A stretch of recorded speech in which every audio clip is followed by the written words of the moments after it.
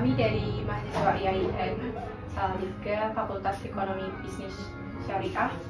Di sini kita mendapat tugas kewirausahaan untuk sedikit lebih tahu tentang usaha dari kakak. Dengan ini siapa ya kami bicara ini dengan kakak siapa? Mas Bebe. Oh, Mas Bebe. Iya. Oke. Kalau boleh tahu punya usaha apa aja sih yang sedang Mas Bebe lakuin ini?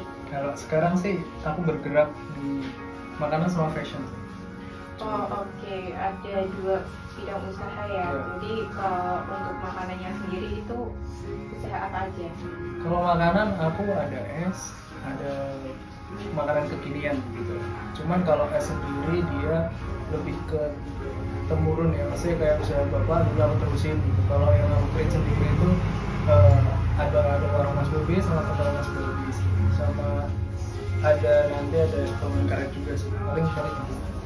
Berarti usaha di bidang makanan ini udah banyak ya, bisa dibilang banyak lah. Ya, lumayan lama sih. Belajar juga sih. Untuk di bidang fashionnya apa aja nih kak? Untuk fashion tuh aku di clothingan.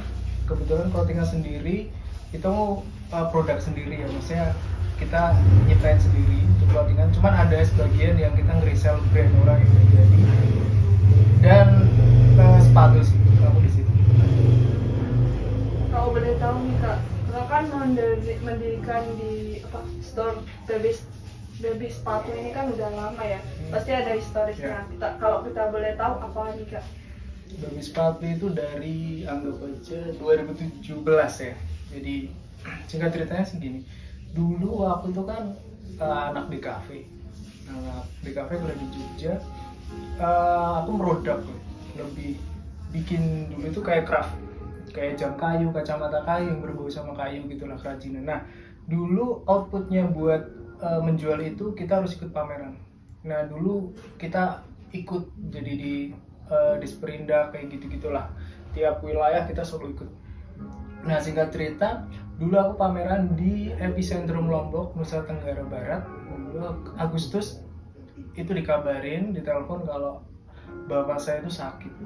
Nah mengharuskan saya untuk pulang gitu, karena saya anak pertama, nggak ada yang ngurusin bapak saya gitu. Nah singkat cerita lagi, ternyata setelah saya pulang, akhirnya saya ninggalin tuh kerjaan yang lama, gantiin bapak saya jualan es lah, bapak aja kayak gitu.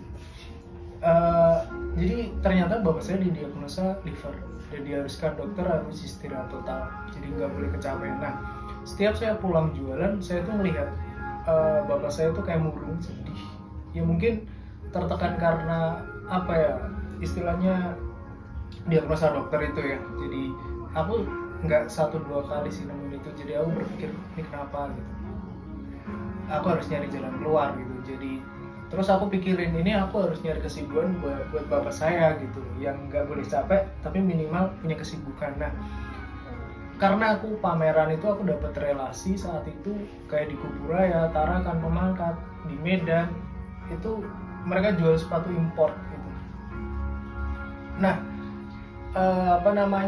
akhirnya aku kepikiran kayaknya bisa nih buat jualan sepatu import di sini gitu buat kesibukan. Awalnya sih kayak nggak mikir kayak laba, nggak usah lah, yang penting bapak saya tuh punya kesibukan, lupa sama sakitnya terus sembuh gitu, yang aku pikirin cuma itu. Nah singkat cerita lagi, tanggal 3/11/17 bapak saya nggak ada sebelum babi sepatu ini buka. Nah kenapa babi sepatu jadi ini nama panggilan beliau, jadi ini dedikasi buat beliau sih. Singkat ceritanya sih seperti itu. Berarti usaha ini kayak untuk simbolis untuk orang tua gitu ya? Iya, tanpa sengaja ya, cuman jatuhnya kayak dedikasi, kayak ya aku pengen mengingat beliau aja gitu, sampai akhirnya ya apa ya, berjalan sampai sekarang gitu aja sih. Di sini kak, aku melihat nih di babe sepatu itu kan punya kayak logo atau Iya. mungkin itu logo yang saya lihat nih. Iya. Tuh punya filosofi mungkin. Kakak Iya. bisa jelaskan nggak tuh? Karena aku anak desain ya, aku adikku itu sama anak desain, jadi ya ini bentuk usaha dedikasi, dan yang berarti gitu. Jadi logo itu tuh kotak, namanya kotak tuh harus punya siku ya yang sama gitu.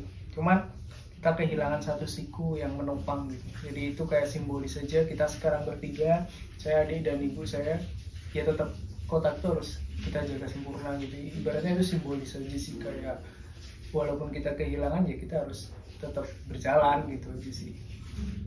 Sangat menginspirasi sekali ya Kak. Kalau boleh tahu nih Kak, kiat apa nih yang Kakak jalankan dalam menjalankan usaha ini, seperti apa kalau kita boleh tahu nih? Kiat-kiat ya, kesulitan itu pasti ada, kesulitan jatuh bangun berwirausaha itu ada. Cuma dari dulu saya menerapkan buat menjaga produk ya. Dari ya makanannya, esnya, kayak sepatunya. Jadi saya mementingkan kualitasnya gitu, aku jaga rasanya benar-benar gitu. Seperti itu sih. Oh iya, kalau saya ambil dari poin yang kakak maksud ini itu kualitas penting, sangat penting ya. Terus untuk mempertahankan sebuah kualitas dalam suatu brand itu menurut kakak gimana? Kualitas itu menurutku lebih penting ya daripada, kadang ada orang yang berpikir yang penting murah lah gitu. Tapi ya ada harga pasti ada rupa gitu loh. Itu tuh nggak bohong gitu. Jadi setiap ada harga itu pasti ada rupa gitu. Jadi kualitas itu ya penting buat kita jaga untuk customer kita gitu loh. Nah, kalau kakak sendiri nih yang udah berusaha, terus usahanya di mana-mana lah, motivasi kakak untuk kita semua ini, khususnya kalau kita sendiri dari kalangan mahasiswa, itu motivasi apa yang kakak berikan untuk kami? Kalau wirausaha dulu, aku pikir berwirausaha itu untuk kita ya sebenarnya gitu. Jadi malas bekerja terus wirausaha. Semakin kesini, semakin berjalan, aku pikir kita itu kayak udah saatnya nyiptain lapangan kerja gitu. Jadi udah saatnya kayaknya Indonesia tuh butuh anak muda yang ngasih solusi gitu. Jadi motivasinya sekarang tuh gunain waktu sebaik mungkin, berpikir yang benar-benar kreatif buat nyiptain satu wadah buat teman-teman kita yang nyari kerja susah. Kayaknya lebih ke situ lebih bagus ya, dan sekarang lebih relevan kayaknya dengan kondisi saat ini. Oke, sangat menginspirasi sekali ya Kak. Kalau kakak bisa kasih nggak closing statement mungkin buat kita wirausahawan nih awal-awal yang baru mau mulai tapi mereka ketakutan? Okay. Boleh nggak? Setiap usaha itu pasti punya resiko gitu. Takut itu pasti ada, bingung itu pasti ada. Cuman nggak ada salahnya buat dicoba kok gitu. At least ketika kita salah kita dapat pelajaran. Ketika kita benar ya kita berhasil, itu aja.